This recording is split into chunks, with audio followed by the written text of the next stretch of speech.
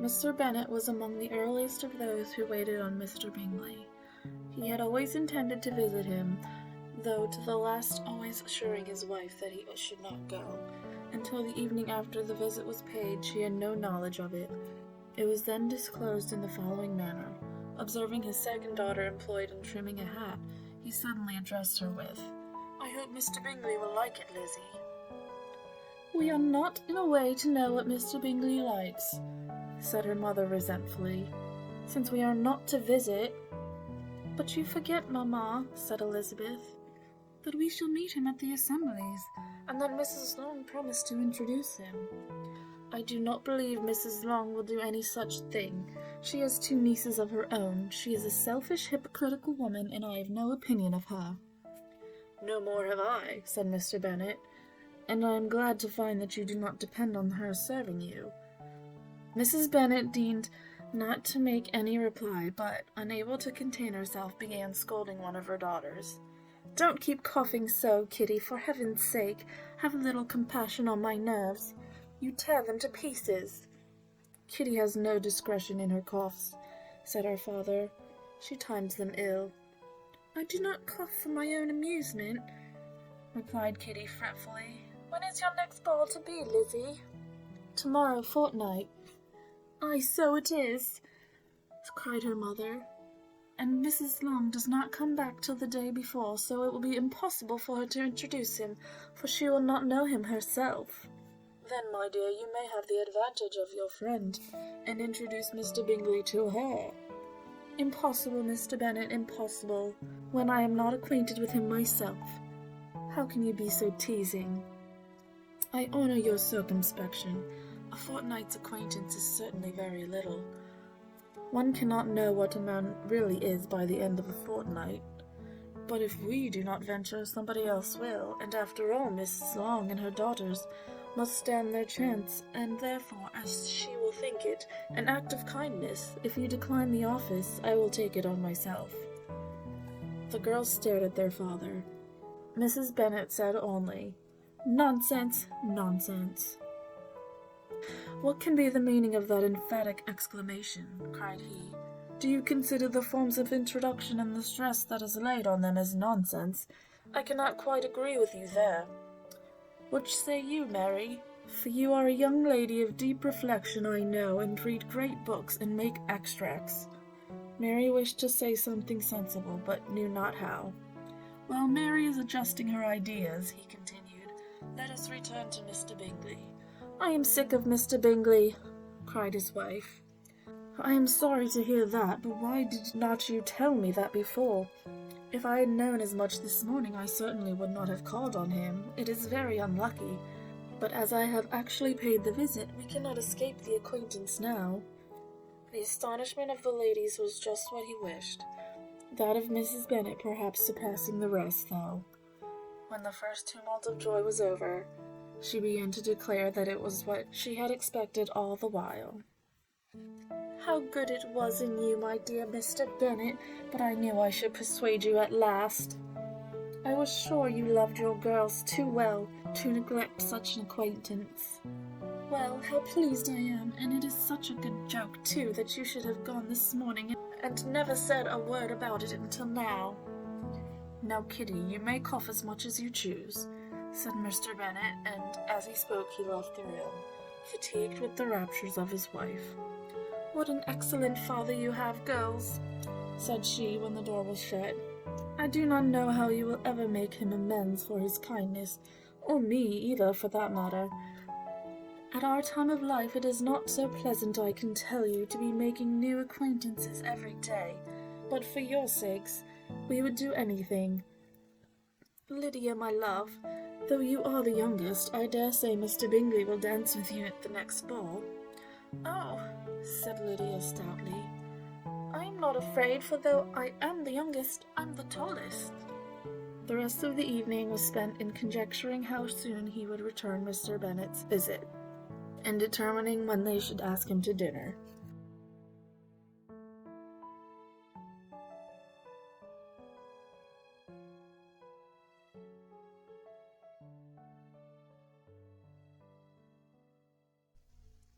Not all that Mrs. Bennet, however, with the assistance of her 5 daughters, could ask on the subject, was sufficient to draw from her husband any satisfactory description of Mr. Bingley.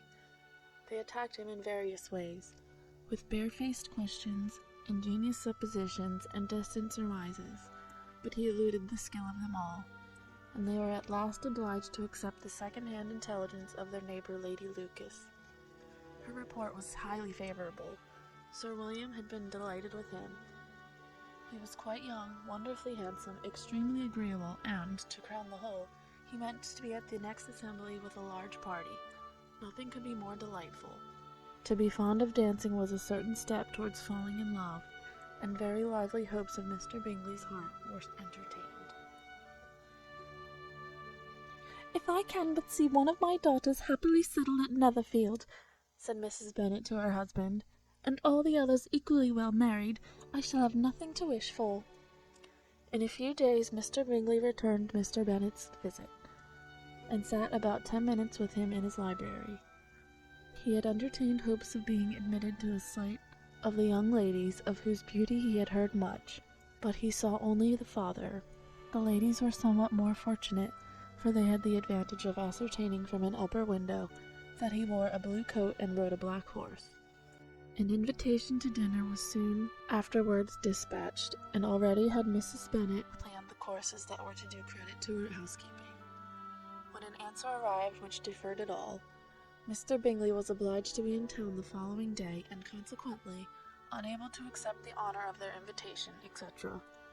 Mrs. Bennet was quite disconcerted.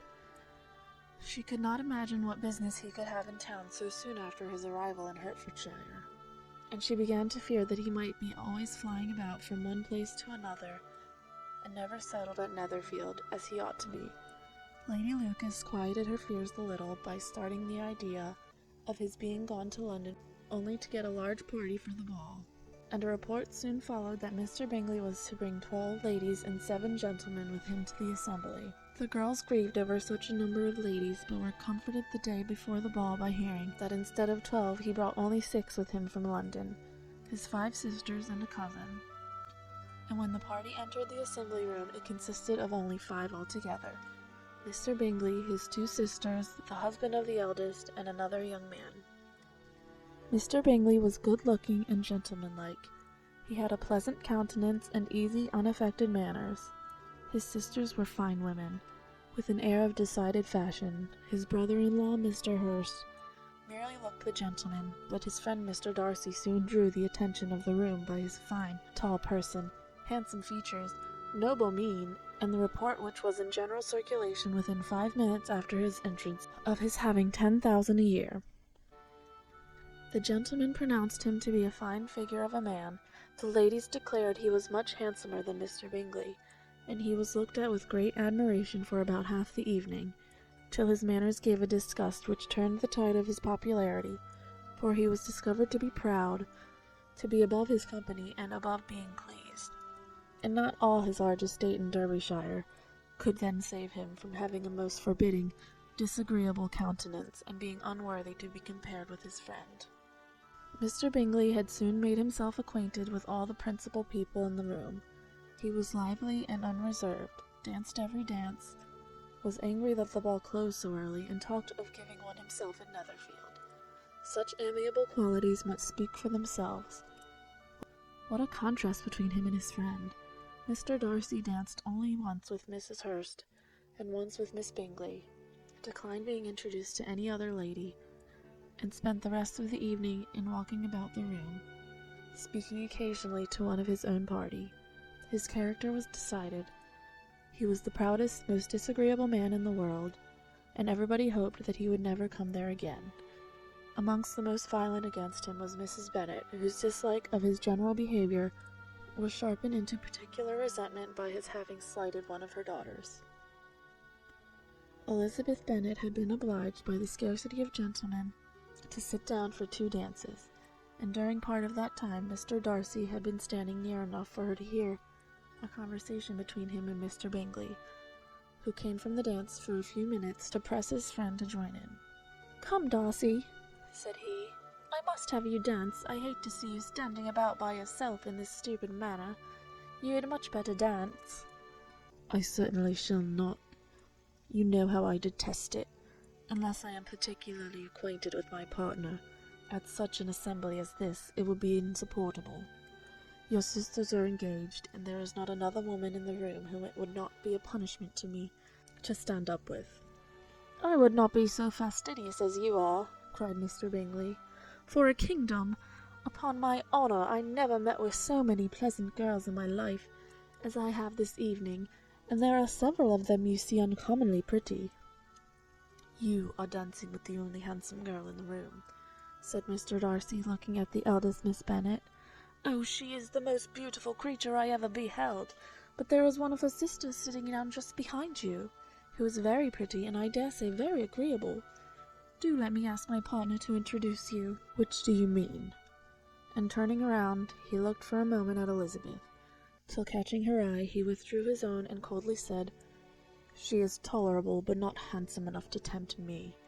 I am in no humour at present to give consequence to young ladies who are slighted by other men. You had better return to your partner and enjoy her smiles, for you are wasting your time with me." Mr. Bingley followed his advice. Mr. Darcy walked off, and Elizabeth remained with no very cordial feelings toward him. She told the story, however, with great spirit among her friends, for she had a lively, playful disposition which delighted in anything ridiculous. The evening altogether passed off pleasantly to the whole family. Mrs. Bennet had seen her eldest daughter much admired by the Netherfield party. Mr. Bingley had danced with her twice, and she had been distinguished by his sisters. Jane was as much gratified by this as her mother could be, though in a quieter way. Elizabeth felt Jane's pleasure. Mary had heard herself mentioned to Miss Bingley as the most accomplished girl in the neighbourhood, and Catherine and Lydia had been fortunate enough never to be without partners, which was all that they had yet learnt to care for at a ball. They returned, therefore, in good spirits to Longbourn, the village where they lived, and of which they were principal inhabitants. They found Mr. Bennet still up.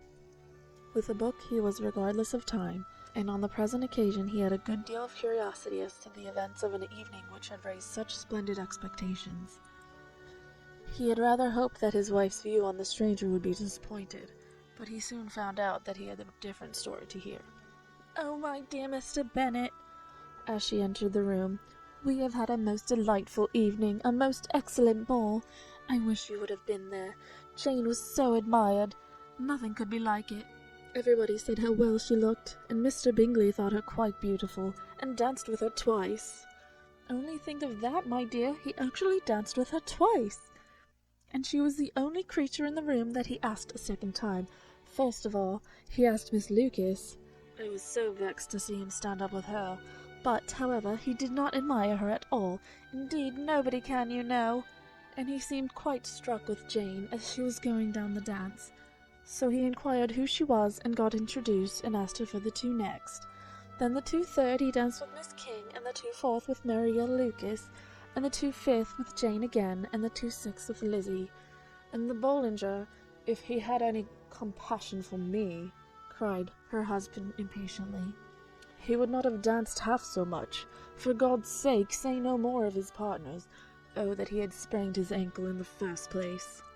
"Oh, my dear, I am quite delighted with him. He is so excessively handsome. And his sisters are charming women. I never in my life saw anything more elegant than their dresses. I dare say the lace upon Miss Hurst's gown—" Here she was interrupted again. Mr. Bennet protested against any description of finery. She was therefore obliged to seek another branch of the subject, and related with much bitterness of spirit, and to some exaggeration, the shocking rudeness of Mr. Darcy. "But I can assure you," she added, "that Lizzie does not lose much by not suiting his fancy, for he is a most disagreeable, horrible man, not at all worth pleasing, so high and so conceited that there was no enduring him. He walked here and he walked there, fancying himself so very great, not handsome enough to dance with. I wish you had been there, my dear, to have given him one of your set-downs. I quite detest the man."